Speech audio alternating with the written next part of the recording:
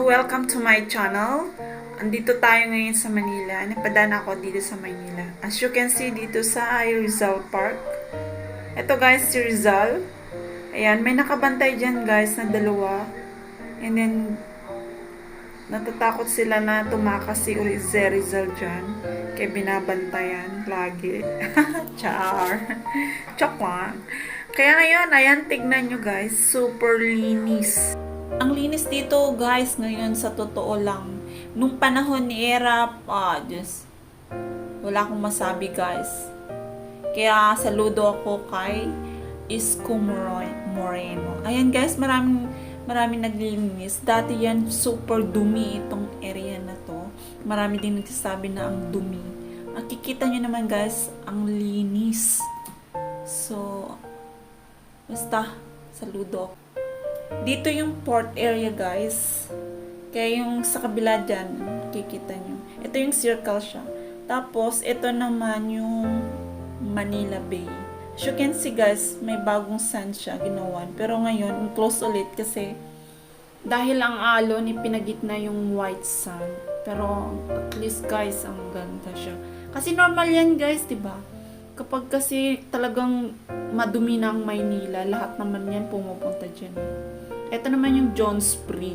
Kikita nyo guys, may mga wedding photoshoot pa. Ang ganda pag gabi guys. Ayan, alam ko marami na rin nakakalam nito. Kaya, at ito naman yung sa may KKK. Alam nyo guys, dito dati, maraming tumatae dyan guys, promise. Lagi akong dumadaan dito. Maraming tayong nakakalat dyan ng panahon ni Estrada. Diba? O yan, sa nakikita nyo naman guys, nilinis talaga ni Isko Moreno. At ito naman guys ay yung underpass. Dati maraming nagtitinda dyan sa underpass na yun. At ito naman yung sa Divisoria. Kikita nyo guys, maganda siya. Ito guys yung along Rojas Boulevard. So makikita nyo dito pati. Diba? Manila ngayon guys, malinis.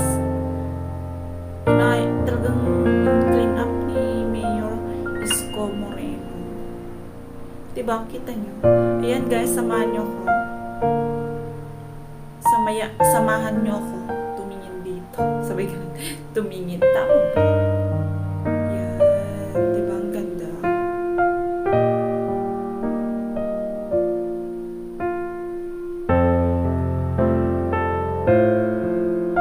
See? Yan. Tara guys, samahan nyo ako. Ito yung Ocean Park. Yan ang Ocean Park.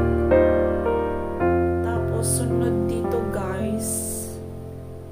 Oh, yan. As you can see guys, maganda na siya. Mas madaanan natin yung US Embassy.